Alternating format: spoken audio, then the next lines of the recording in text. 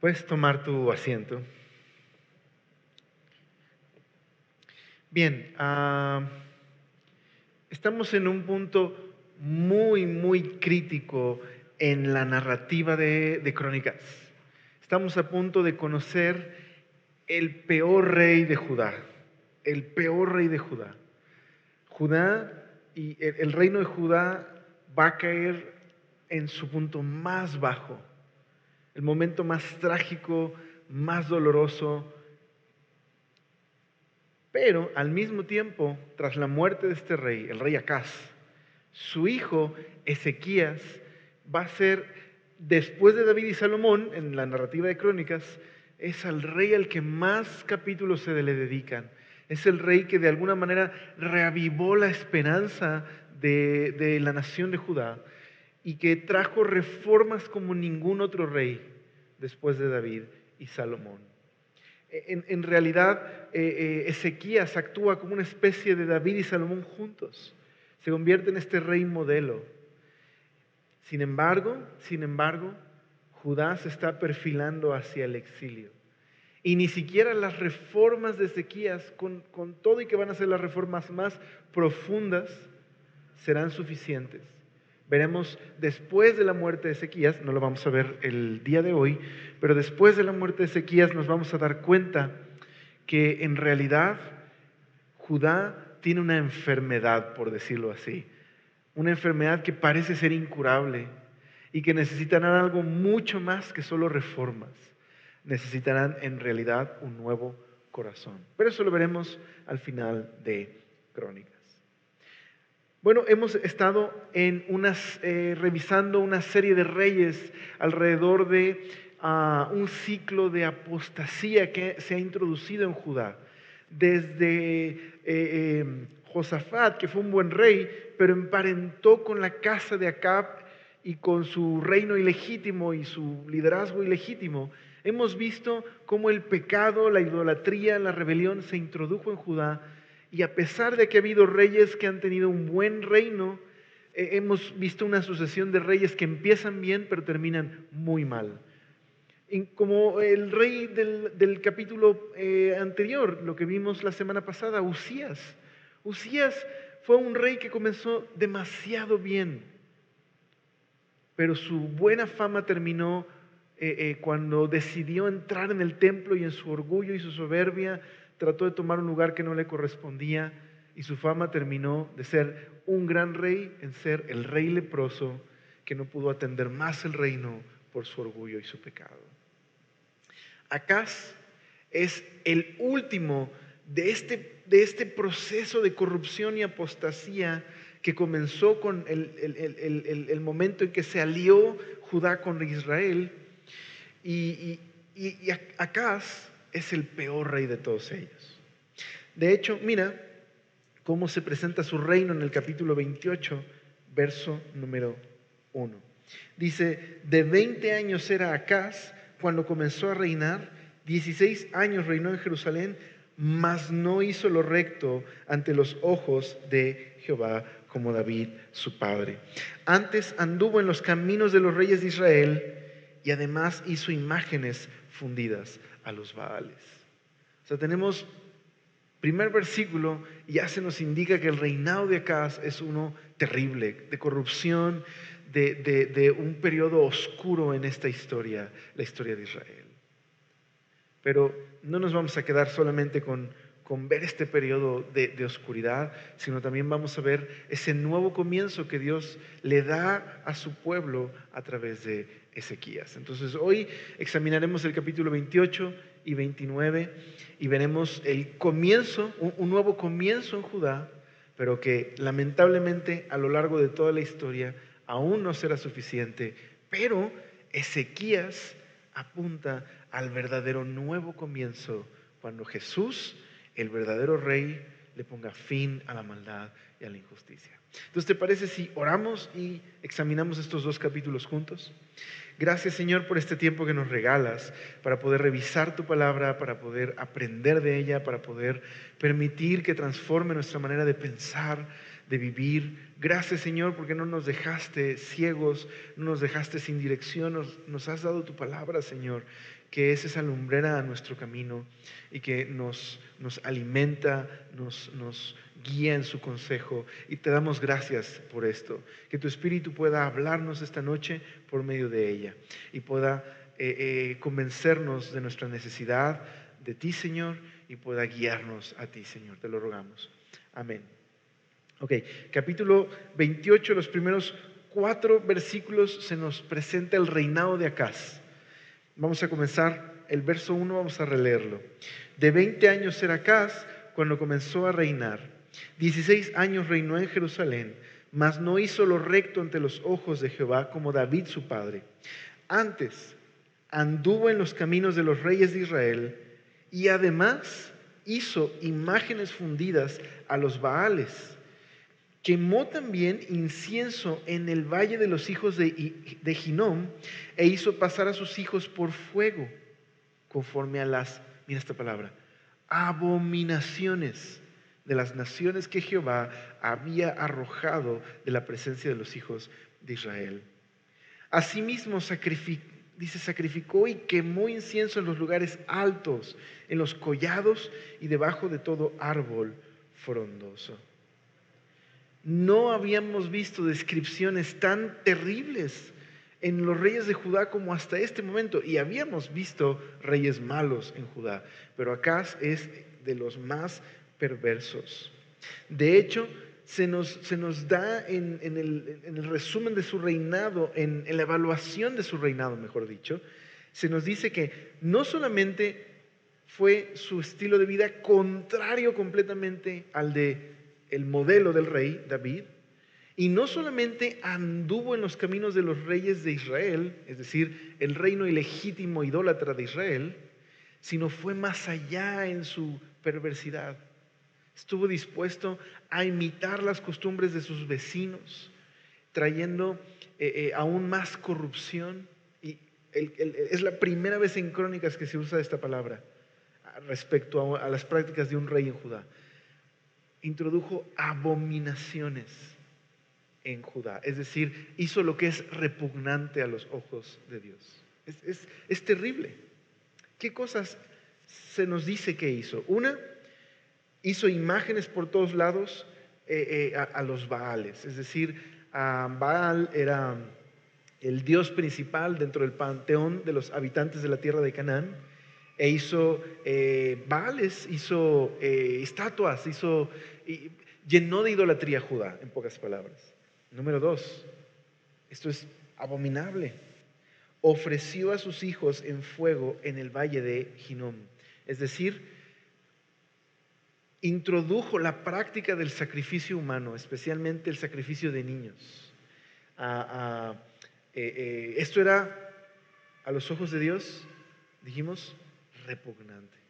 De hecho, el valle de Hinnom, porque esto es importante en la historia, más adelante en la historia vamos a ver otro rey, Manasés, que sacrifica igual a niños en los altares paganos. Y este valle de Hinnom, o los hijos de Ben Hinnom, es decir, va a convertirse en un símbolo de lo que el pecado, la perversidad de Israel ha logrado. Y en ese mismo valle, Dios hace una promesa. Hace una promesa que todos los sacerdotes idólatras que han participado en esa maldad, en ese valle, Dios va a permitir que mueran bajo el juicio de Dios, en ese mismo valle. Va a permitir que caiga el fuego de su retribución. Ahora, ¿por qué esto es importante? Nada más lo menciono porque está conectado con la historia, pero también un dato curioso. En el Nuevo Testamento, este valle era también un basurero. Y a lo mejor has escuchado a Jesús hablar de este valle, solo que escuchas la transliteración en griego del nombre de este valle, el valle de Ben Gijón, o los hijos de Ben Gijón, que es Gehenna, o lo que se conoce, a veces se traduce al español en el Nuevo Testamento como infierno. Esto es interesante porque en ese valle donde estaban quemando niños y ofreciendo sacrificios y cometiendo actos terribles de injusticia y maldad y corrupción, Dios dice que un día ese valle se va a convertir en el lugar donde Dios le va a devolver su maldad a todos los que han participado de esto. Y por lo tanto se convierte en un símbolo de retribución divina, que eso es lo que significa al final Gehenna, es decir, lo que simboliza o a lo que apunta el infierno es retribución. Es Dios dando retribución a aquellos que han participado en toda la injusticia, el dolor, el quebranto y la maldad en este mundo. Pero es más, Jesús mismo venía a dar su vida en rescate por aquellos que han participado de toda esta maldad, injusticia y dolor y quebranto. Pero simplemente es interesante entender de dónde viene esta idea de retribución divina. Viene de este momento crucial en la historia en donde Dios ve estos actos inhumanos. El alcance de la maldad humana, que es deshumanizante y que trata a las personas como si fueran animales y objetos, y Dios decide poner un hasta aquí, ¿no? Esa es la idea detrás de la retribución divina. Es Dios en su amor y celo por su creación poniendo un alto.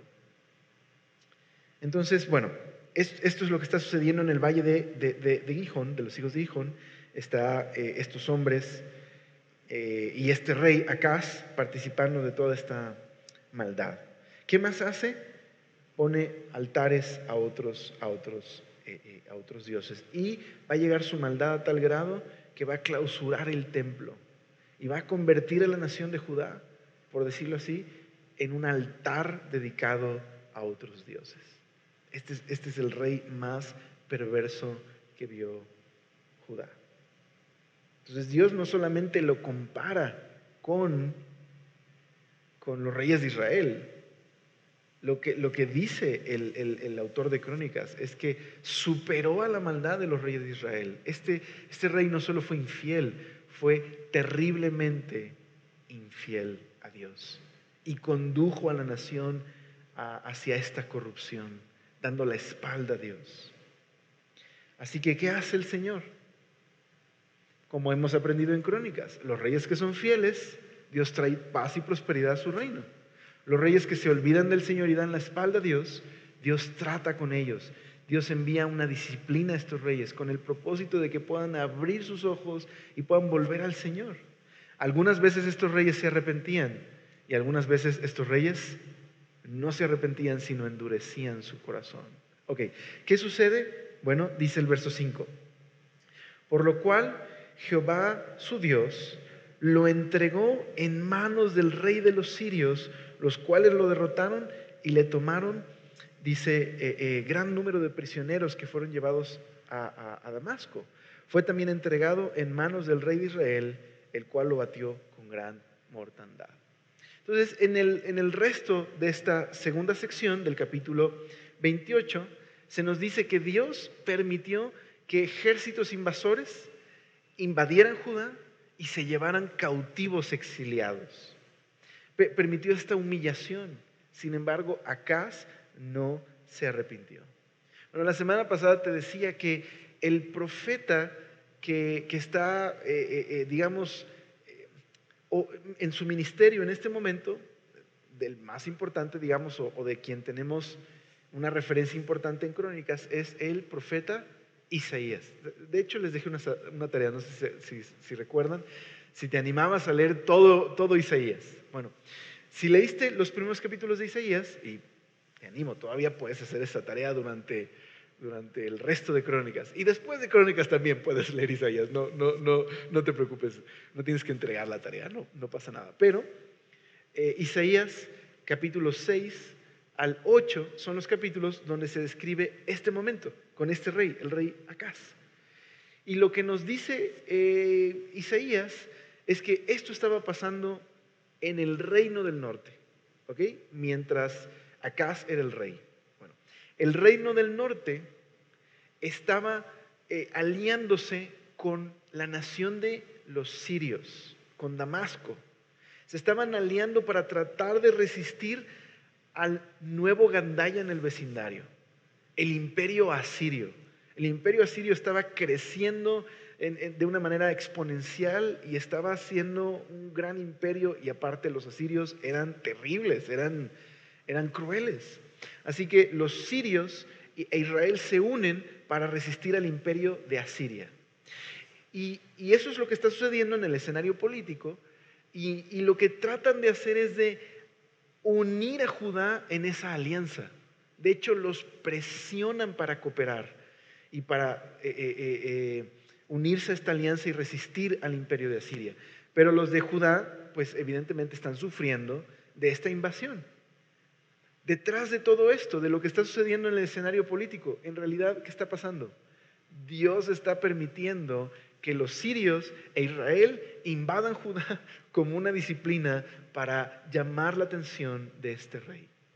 Entonces, mientras esto está sucediendo políticamente hablando, Dios está en realidad permitiéndolo para tratar con el corazón de este rey, para confrontar su infidelidad y su maldad y llamar su atención. Entonces, eso es lo que sucede. Ahora, el rey de Siria se lleva a muchos cautivos y también el rey de Israel. De hecho, el rey de Israel se lleva 200,000 mujeres y niños, se los lleva cautivos, el ejército. Y es más, uno de los generales, uno de los guerreros importantes del reino del norte, logró penetrar las defensas de Judá y matar a uno de los hijos del rey, a un príncipe y también a altos funcionarios. Entonces esto es una humillación para el reino del sur. Pero aquí va un giro inesperado en la narrativa.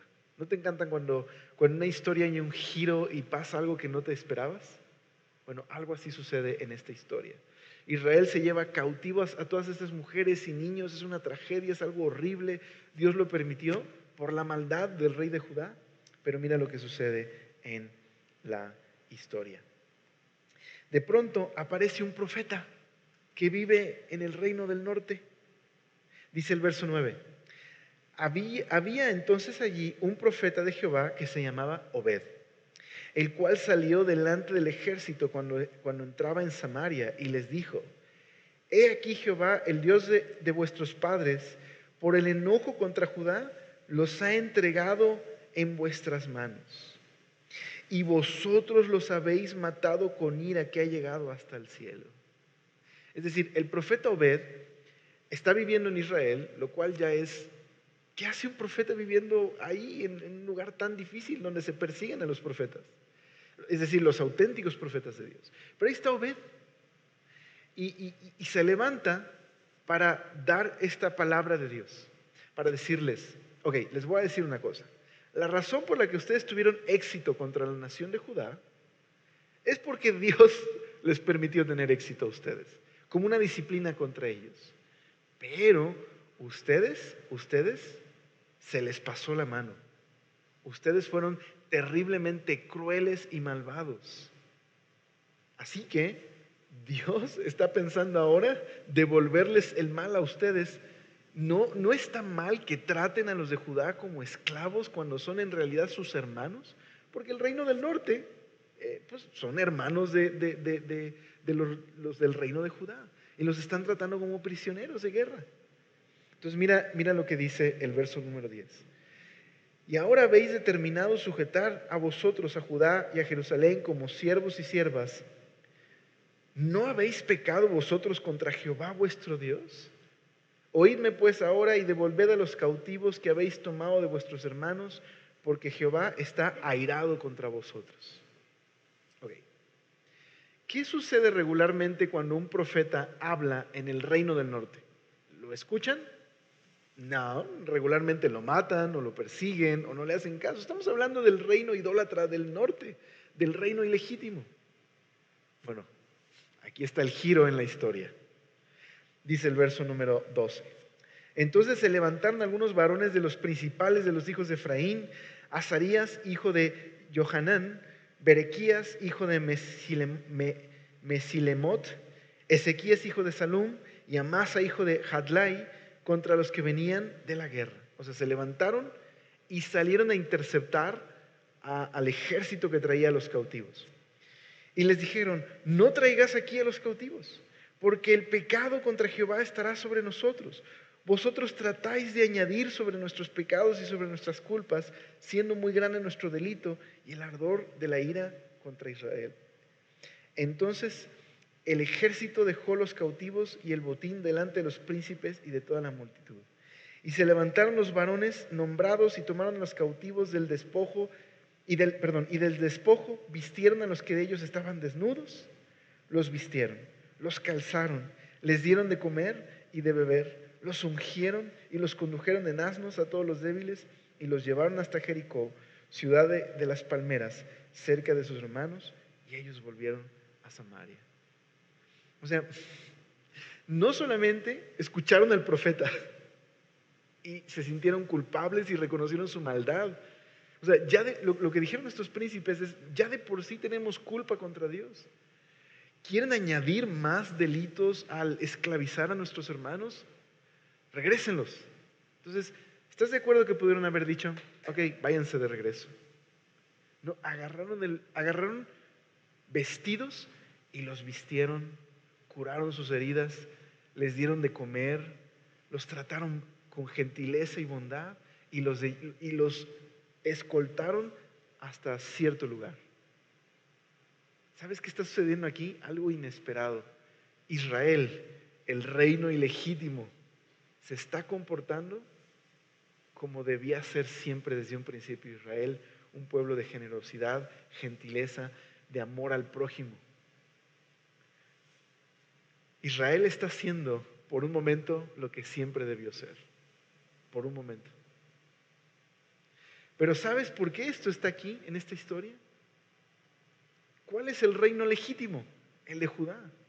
¿Quiénes deberían estar demostrando el amor de Dios y demostrando gentileza y generosidad? El reino de Judá. Y el reino de Judá está peor que el reino malvado e idólatra del norte. ¿Me explico? Lo que hacen los últimos reyes que hemos visto en Judá, se enojan con los profetas, los mandan a la cárcel, los matan. Y el reino del norte, que de por sí diríamos, no, evidentemente ellos están muy mal. Son los que están escuchando la voz de Dios y haciendo la voluntad de Dios, aunque sea por un momento. Acaz está sobrepasando el límite de la infidelidad y la maldad. Judá está irreconocible, tan irreconocible que mejor los de Israel obedecen a Dios. Qué fuerte contraste. Bueno, pensaríamos que con esto aprendería Judá y el rey Acaz, pero no es así. Sigue descendiendo en esa escalera de pecado y corrupción. Dice el verso número 16. En aquel tiempo envió a pedir el rey Acaz a los reyes de Asiria que le ayudasen. Así que lo que hace el rey Acaz es, en lugar de volver a Dios y buscar a Dios, voltea sus ojos al imperio cruel de los asirios, a este imperio pagano, y le pide ayuda. La razón es que Dios ha permitido que otras naciones, aparte de las que mencioné, otras naciones como los edomitas los conquistaran. Y también permitió que los filisteos conquistaran ciudades que eran de Judá. Judá se está cayendo en pedazos. Pero en lugar de buscar a Dios, busca al rey de Asiria. ¿Y sabes qué va a suceder? El rey de Asiria, en lugar de ayudarle, se va a aprovechar de su vulnerabilidad, va a ir y le va a cobrar un terrible impuesto. Y lo que va a hacer el rey Acaz en su desprecio a Dios es tomar los tesoros del templo y va a tener que pagarle esa multa al rey Acaz, que en lugar de ayudarle, lo empobreció y lo sometió a esa presión. ¿Podría entender nuestro querido rey Acaz? No va a entender, se va a hundir todavía más. Dice el verso número 20. También vino contra él Tiglat-Pileser, rey de los asirios, quien lo redujo a estrechez y no lo fortaleció. No obstante que despojó a Acaz la casa de Jehová y la casa real y la de los príncipes para dar al rey de los asirios, este no le ayudó. Además, el rey Acaz, en el tiempo que aquel le apuraba, o sea, en el tiempo de su angustia, añadió mayor pecado contra Jehová, porque ofreció sacrificio a los dioses de Damasco que le habían derrotado y dijo, pues que los dioses de los reyes de Siria les ayudan, yo también ofreceré sacrificios a ellos para que me ayuden, bien que fueron estos su ruina y la de todo Israel. Entonces es imposible la necedad y la ceguera de este rey, es su torpeza. Lo que hace es literal convertir a Judá en un altar a los dioses de los sirios. Porque en su mente lo que él está pensando es, posiblemente Dios no me ayuda, aunque en realidad él nunca ha buscado la ayuda de Dios, ni siquiera se ha arrepentido y simplemente su corazón se ha endurecido más. Y lo que dice es, voy a adorar entonces a los dioses de los sirios. A ellos les ayudó, quizás a mí me van a ayudar también. Y llena de altares paganos todo Judá. Y por todas las esquinas, dando a entender, el altar en el templo, el altar era cuadrado y las esquinas tenían unas puntas. Entonces, lo que hace Acaz es poner en las esquinas de Judá templos paganos, o más bien altares paganos, como simbolizando como si Judá fuera un altar, pero dedicado a los dioses de los sirios. Y se pone peor todavía. Clausura el templo, cierra las puertas del templo. Y por el final del reinado de Acaz no había adoración legítima a Dios en Judá. No había templo, no había sacrificios. Así termina su reinado. Dice el verso número 24. Además de eso, recogió Acaz los utensilios de la casa de Dios y los quebró y cerró las puertas de la casa de Jehová y se hizo altares en Jerusalén en todos los rincones. Dice el 26. Lo demás de sus hechos y todos sus caminos, primeros y postreros, he aquí están escritos en el libro de los reyes de Judá y de Israel. Y durmió Acaz con sus padres y lo sepultaron en la ciudad de Jerusalén, pero no lo metieron en los sepulcros de los reyes de Israel, y reinó en su lugar Ezequías, su hijo. Tan perverso que ni siquiera tuvo un sepulcro entre los demás reyes de Israel. Este es el punto más bajo en la historia de Judá. Es el punto más trágico, de más injusticia y corrupción. 16 años de terror del reinado de Acaz. Pero déjame adelantarme a la conclusión. ¿Te acuerdas de Isaías? Y que te decía que el capítulo 6 al 8 es los capítulos que se vinculan con este momento. En medio del periodo más horrible y trágico en Judá, el profeta Isaías da una de las profecías más importantes en toda la Biblia. Capítulo 7, el profeta Isaías se acerca con Acaz para decirle, pídele una señal a Dios, de que Dios va en medio de la tragedia y el pecado, Dios no se va a olvidar de Judá, va a sostener a su pueblo. Pídele una señal, Dios quiere darte una señal. Y lo que hace el rey Acaz es decir, no, ¿cómo le voy a pedir una señal a Dios? No vaya yo a tentar a Dios. O sea, el vato no le importa a Dios, ¿estás de acuerdo? Pero de pronto dice, no se vaya a ofender Dios si le pido una señal. Y lo que le dice el profeta Isaías es, pues aunque no se la pidas, te la va a dar. Esta es la señal. De una virgen nacerá un niño. Su nombre va a ser Emanuel. Él va a distinguir entre el bien y el mal. En medio de ese momento de tanta oscuridad, Dios promete el nacimiento de un niño por el cual Dios un día traerá luz, esperanza y salvación. Y creo que eso es lo que quiere destacar el cronista a su generación. Porque quizás vamos a ver en un momento más el reinado de Ezequías, y les tengo preparado un video muy padre acerca de algo que menciona el capítulo 29. Pero viene Ezequías, Y Ezequías tiene un terrible legado, ¿estás de acuerdo? Vivió una época muy trágica. Imagínate que tu papá tiene, o sea, a sus hijos los sacrifica como si fueran objetos con tal de obtener el reino que él espera. En su perversidad y corrupción, él ofrece estos sacrificios a los dioses paganos y está dispuesto a sacrificar a su familia. Imagínate el hogar en el que creció Ezequías. Podía haber seguido el mal ejemplo de su papá. Podía haber crecido con amargura. Vivió un tiempo muy difícil. Sin embargo, Ezequías se convirtió en uno de los mejores reyes de Judá. Amó al Señor y no estuvo contento solo con amar al Señor, sino buscó que toda la nación amara al Señor. Y creo que esa se convierte en la gran lección de estos dos capítulos, a la audiencia del cronista. Porque la audiencia del cronista está viviendo un momento también oscuro y difícil. Y podrían llenarse de amargura, podrían llenarse de quejas. Y esta historia era la oportunidad para que el cronista, digamos de una manera muy pastoral, les recordara que Dios es bueno y Dios es fiel. Y en lugar de quejarse y amargarse, deberían más bien buscar poner manos a la obra. ¿Qué hizo Ezequías? ¿Qué fue su primera acción para revertir todo el daño que hizo su papá? Bueno, nosotros solo vamos a ver lo que hizo en el capítulo 29, pero su historia va hasta el capítulo 32. ¿Qué hace Ezequías? En el capítulo 29, lo que hace primeramente Ezequías es reabrir el templo.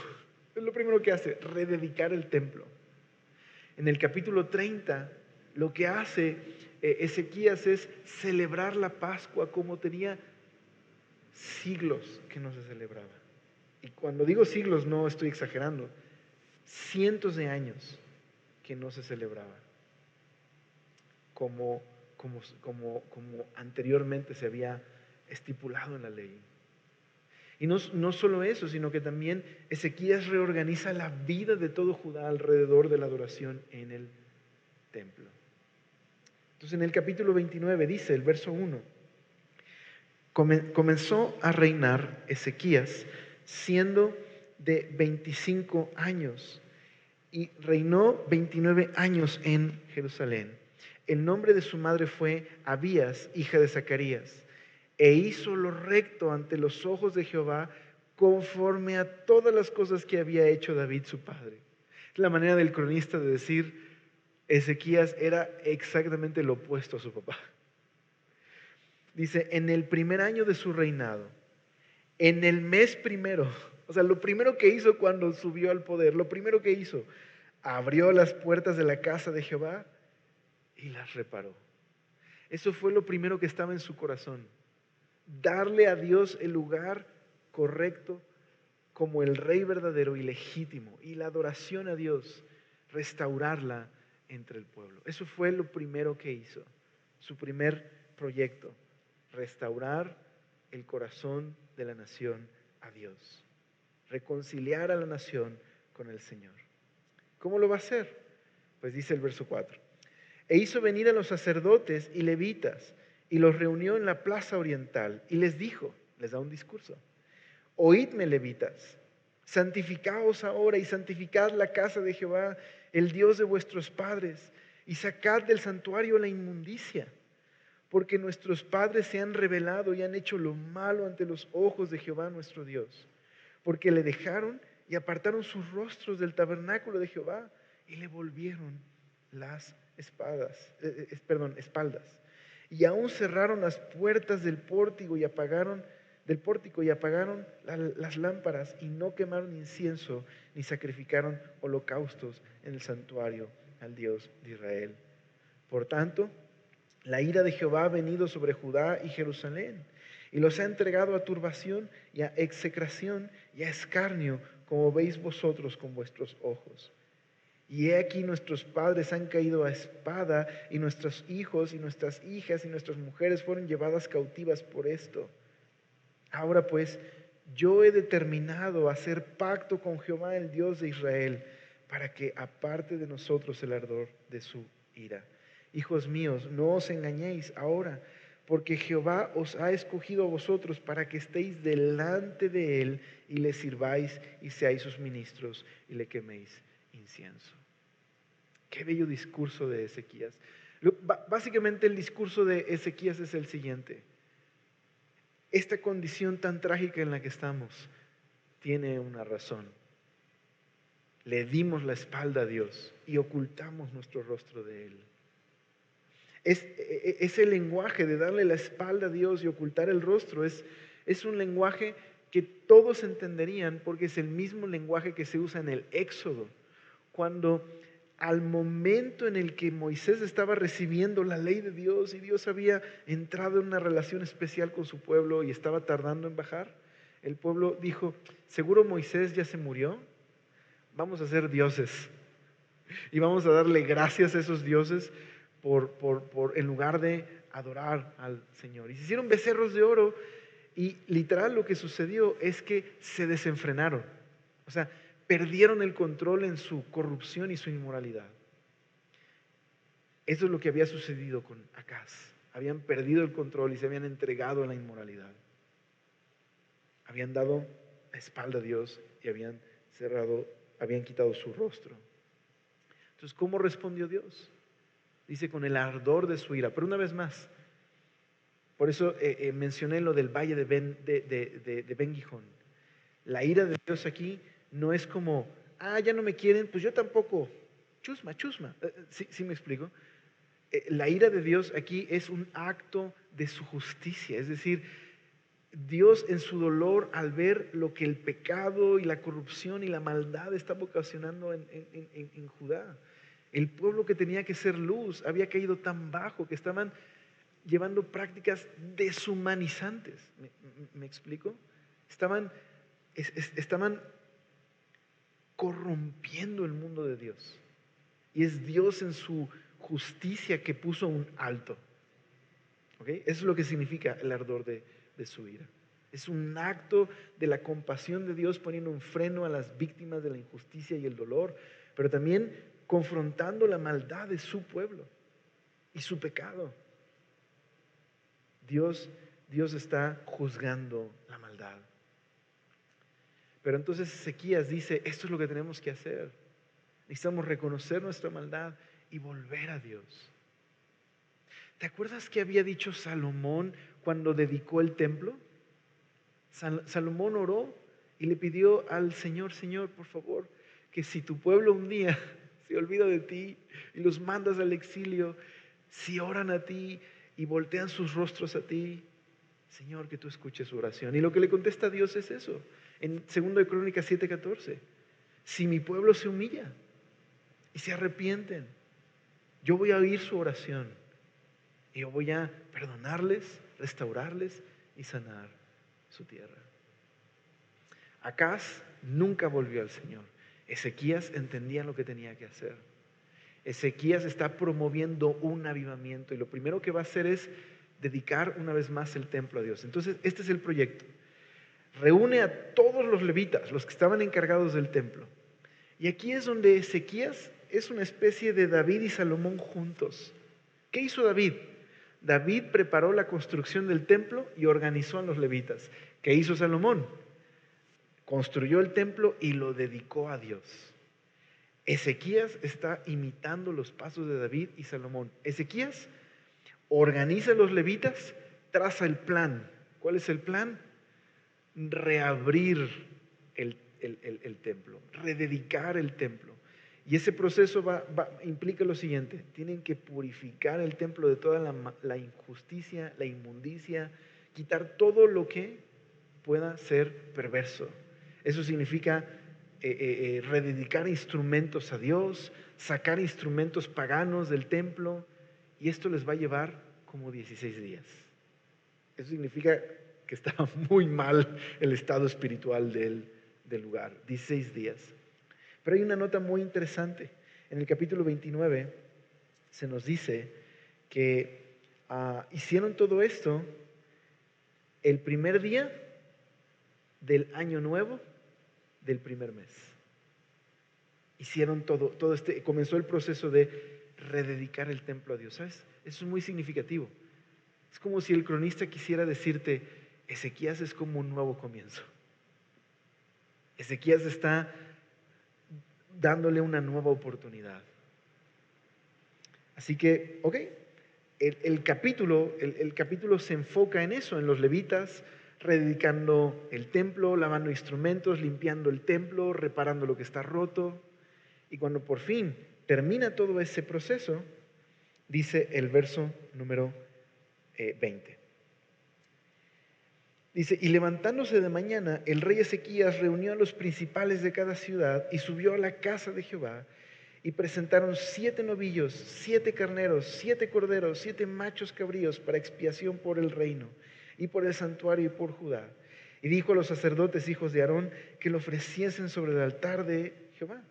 Mataron pues los novillos y los sacerdotes recibieron la sangre y la esparcieron sobre el altar y mataron luego los carneros y esparcieron la sangre sobre el altar.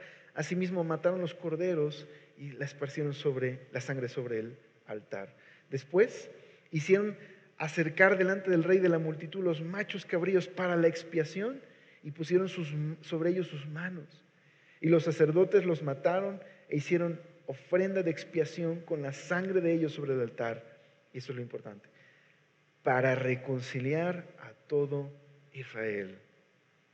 Dice, porque por todo Israel mandó el rey hacer el holocausto y la expiación.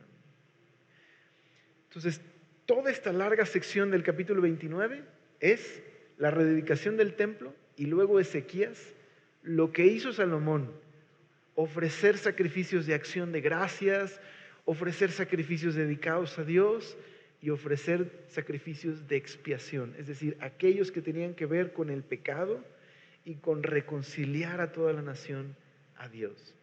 Y no solo eso, sino que también estaba la alabanza ahí. Entonces también Ezequías restauró la alabanza a Dios y mientras ofrecían sacrificios cantaban canciones a Dios y todo el pueblo participaba. Fue un momento muy especial. Mira cómo termina el capítulo después de todos estos sacrificios y canciones y adoración. Dice el verso número 35. Así pues, hubo abundancia de holocaustos, o sea, sacrificios completamente dedicados a Dios, con grosuras de las ofrendas de paz y libaciones para cada holocausto, y quedó restablecido el servicio de la casa de Jehová. Y se alegró Ezequías con todo el pueblo de que Dios hubiese preparado el pueblo, porque la cosa fue hecha rápidamente. Ezequías provocó un avivamiento. Ezequías provocó en su reinado que todo el pueblo se reconciliara con Dios y restableciera su amistad y su obediencia a Dios. Este fue un momento que hace mucho tiempo no veíamos. Un momento de adoración, de alabanza. Pero, ¿por qué tantos sacrificios? ¿Por qué todos estos sacrificios? Bueno, vamos a ver un pequeño video acerca de la importancia del sacrificio y la expiación. Es un video del Bible Project y nos va a ayudar muchísimo para el cierre de este mensaje. Así que todos deseamos que el mundo sea bueno para que las personas vivan en paz y actúen con amor y justicia. Pero hay un problema. En lugar de eso, algo nos obliga a los humanos a sembrar constantemente el caos y la destrucción. Y a eso le llamamos maldad. Desde la perspectiva de la Biblia, la maldad arruina las cosas de por lo menos 2 maneras.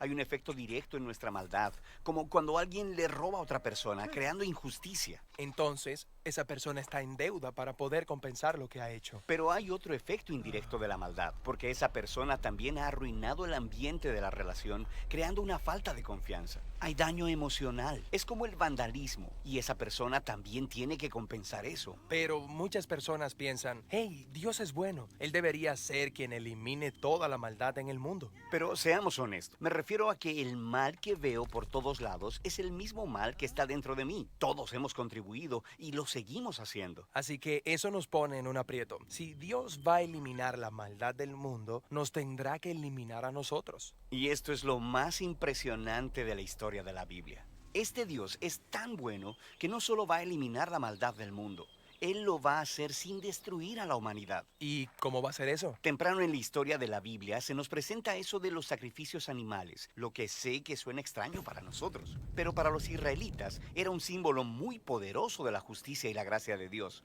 Así que recuerda que yo soy un contribuyente a la maldad que hay en el mundo.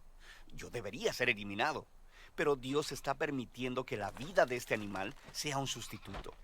Está muriendo simbólicamente en mi lugar. Y la palabra bíblica para esto es propiciación, que significa cubrir la muerte de alguien. Hay una segunda parte en este ritual.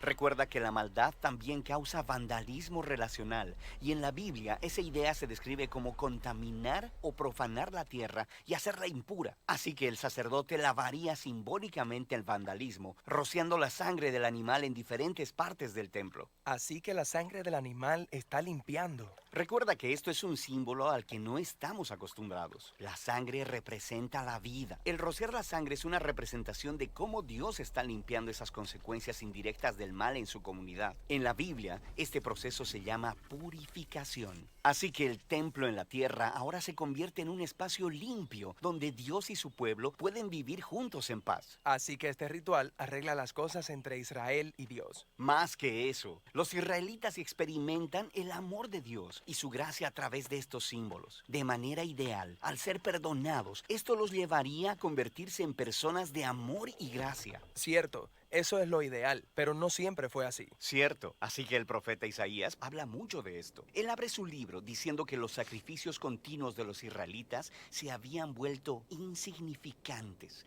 porque ellos también estaban permitiendo gran maldad en medio de ellos, ignorando a los pobres y a los oprimidos. Incluso los reyes de Israel estaban distorsionando la justicia, pero Isaías esperaba el día cuando vendría un nuevo rey de la línea de David y lidiaría con el mal de una manera sorprendente. El rey se convertiría en un siervo, y no solo para servir, sino para sufrir y morir por el mal que su propio pueblo cometió. Su vida sería ofrecida como un sacrificio. Esta era la promesa que Jesús creía que estaba cumpliendo. Él es el rey de Israel, sufriendo y muriendo en la cruz. Jesús mismo utilizó las palabras de Isaías cuando dijo que Él venía a servir y a dar su vida en rescate por muchos. Esa palabra, rescate, se refiere a la palabra del sacrificio de propiciación.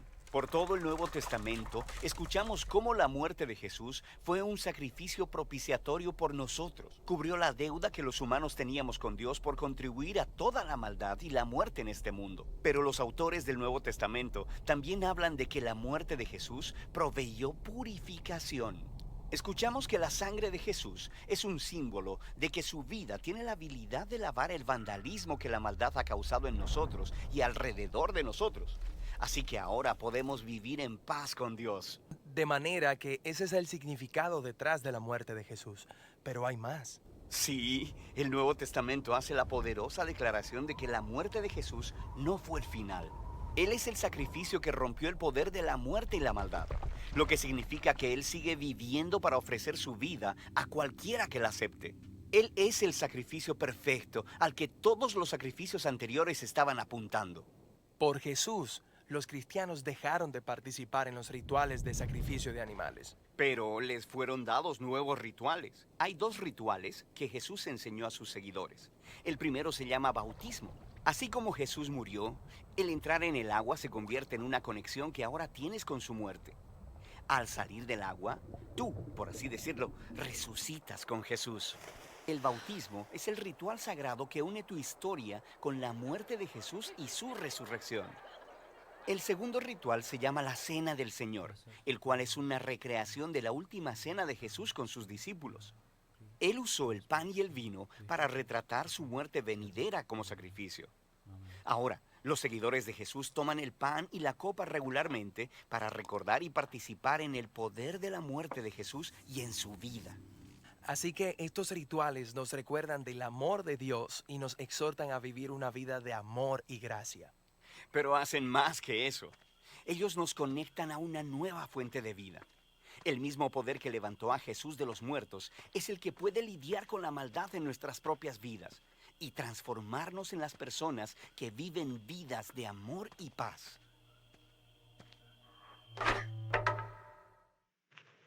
Está bueno el video, ¿verdad? Está bien bonito.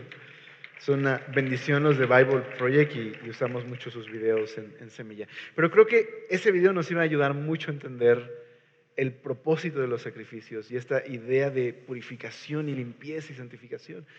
Lo que hace Ezequías en revertir todo lo que hizo su padre, su primer paso es lo más importante de todo, darle a Dios el lugar correcto. Y eso significaba reabrir el templo, restaurar la adoración a Dios, dedicar una vez más el templo a Dios y el pueblo juntos, rededicarse a Dios, restaurar su amistad con Dios, reconciliarse.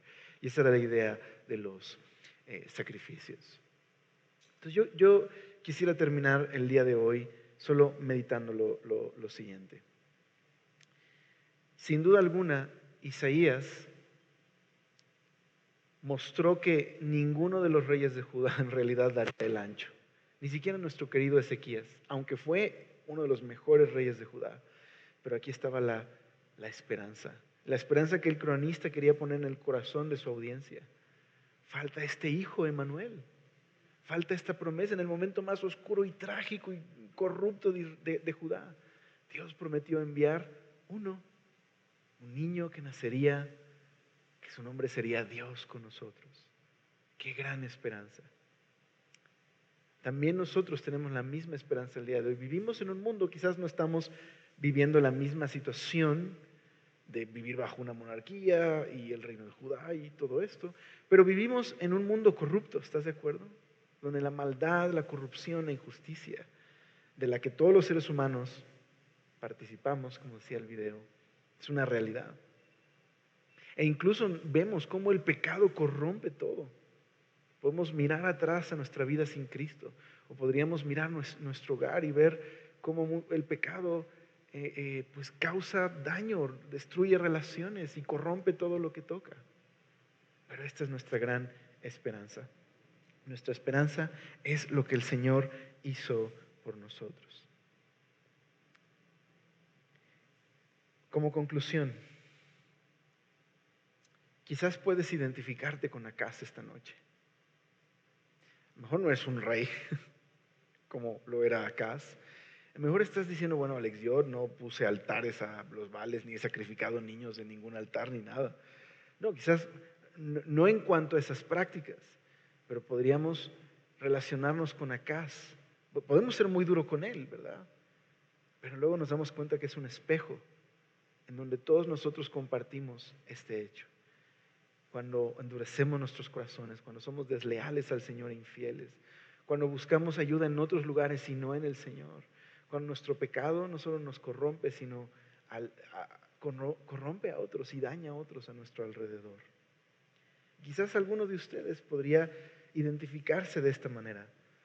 A lo mejor Dios ha permitido situaciones difíciles en tu vida para llamar tu atención, pero como Acaz has endurecido tu corazón. Aunque quiero aclarar una cosa, no toda angustia y situación difícil en mi vida es por causa directa de una disciplina. Hay 3 razones en general por las que una persona, un cristiano, puede sufrir. Una, de hecho, podría ser precisamente porque estás siendo fiel al Señor y estás obedeciéndole. La persecución puede ser una manera de sufrir por causa de seguir a Jesús o sufrir persecución. La segunda es, simplemente vivimos en un mundo caído, en un mundo donde existe el pecado, donde existe la maldad y donde pues todos de alguna manera podemos estar expuestos al sufrimiento y al dolor. Aún en esa situación Dios puede usar esa situación trágica para nuestro bien. Pero sí, existe la posibilidad de que mi sufrimiento sea causa de mi necedad, mi terquedad, de olvidarme de Dios, de darle la espalda. Y que Dios en su amor puede usar esas situaciones para que yo pueda voltearlo a ver. Es un acto de su bondad el que Él permita una disciplina para que yo pueda entonces mirarlo a Él. Pero existe la posibilidad de endurecer aún mi corazón, lo cual solo va a seguir causando dolor y angustia. Si este es tu caso, voltea tus ojos al Señor. Esta es la promesa de Primera de Juan.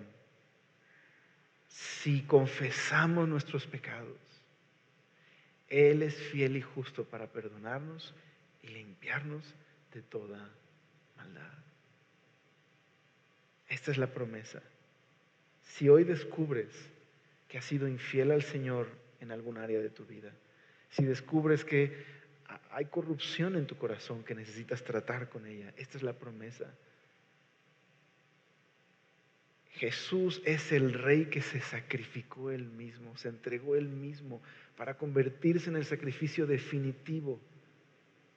Resucitó venciendo al pecado. Y si yo le rindo mi vida y permito que Él tome el control, su amor, su poder, su sacrificio, su sangre puede comenzar a revertir toda la corrupción y el pecado en mi vida. Su sacrificio no solo me trae perdón de pecados, es lo que quiero decir. Su sacrificio también comienza un proceso de transformación y de revertir los efectos del pecado en mi vida. ¿Pero qué tengo que hacer? ¿Cuál es el requisito? Si confieso mis pecados, si confieso mi pecado, entonces Él es fiel y justo para perdonarme y limpiarme. Confesar mi pecado no solo estoy hablando de verbalizarlo, aunque eso es importante. Confesar el pecado significa humillarme delante de Él y reconocer mi maldad, reconocer que necesito su perdón y su gracia y que no quiero continuar viviendo de la misma manera, sino que he decidido dedicar mi vida a Él, o en este sentido, rededicar mi vida a Él, si he estado viviendo para mí mismo, aún llamándome cristiano. Dedicar mi vida a Él, reconciliarme con el Señor, restablecer mi amistad con Él. ¿Qué hizo Ezequías para rededicar el templo? Sacó la inmundicia y restableció el orden. Y luego se abrieron las puertas del templo. En mi vida personal, creo que tiene que suceder lo mismo. Restaurar mi amistad con Dios, tengo que sacar aquello que está podrido. La maravillosa noticia es que no estoy solo en ese proceso. Si yo confieso mis pecados, Él es fiel y justo para perdonar mis pecados y limpiarme de toda maldad. Él puede ayudarme a sacar lo que está podrido en mi corazón. Y también Él puede ayudarme a vivir una vida que le agrade a Él. Como Ezequías, todo comienza con un compromiso. ¿Cuál fue la disposición de Ezequías? Juntó a los levitas y les dijo: necesitamos urgentemente volver a Dios. Y eso provocó un avivamiento. Lo que quiero decirte con esto es que si te sientas diciendo: Dios, cambia mi vida, Dios, cambia mi vida, probablemente estás haciéndolo de la manera incorrecta. Pero si reconoces tu maldad y entonces vas al Señor y comienzas a hacer lo que en el Señor tienes que hacer, entonces puedes comenzar a ver, aunque sean esos pequeños cambios, pero que van avanzando hacia una vida transformada. No puedes tú, claro, solo con el Señor. Pero no esperes que ocurra esa transformación simplemente sentado esperando. Necesitas buscar al Señor, necesitas dedicar tu vida a Él, necesitas buscarle de todo corazón, cederle el control y permitir que Él sea el que transforme tu vida. ¿Te parece si oramos por esto? Señor, gracias por este tiempo que pasamos en Crónicas. Ayúdanos, Señor, por favor, a reflexionar, Señor, si en nuestro corazón hay dureza, Señor, si en nuestro corazón tú estás llamando nuestra atención y no estamos escuchándote, Señor. Pero también, Señor, ayúdanos a seguir el ejemplo de Ezequías, que se comprometió de todo corazón a buscarte, Señor. Y que su decisión, Señor, de buscarte provocó todo esto entre el pueblo. El que todos pudieran restablecer esa amistad contigo, Señor. Te pido que seas tú, Señor, poniendo en nosotros el querer como el hacer, Señor. El poniendo el anhelo de buscarte, pero también, Señor, ayúdanos a no estar sentados simplemente esperando que algo pase, sino el buscar, Señor, de todo corazón tu voluntad. Yo te ruego, Señor, que si alguien esta noche necesita rededicar su vida a ti, necesita recomprometerse, Señor, que hoy tú traigas convicción a su corazón y que él pueda prestar atención a tu voz y que pueda volver a ti, Señor. Te doy gracias, Señor, por tu palabra y por lo que tú haces en nuestro corazón. Amén.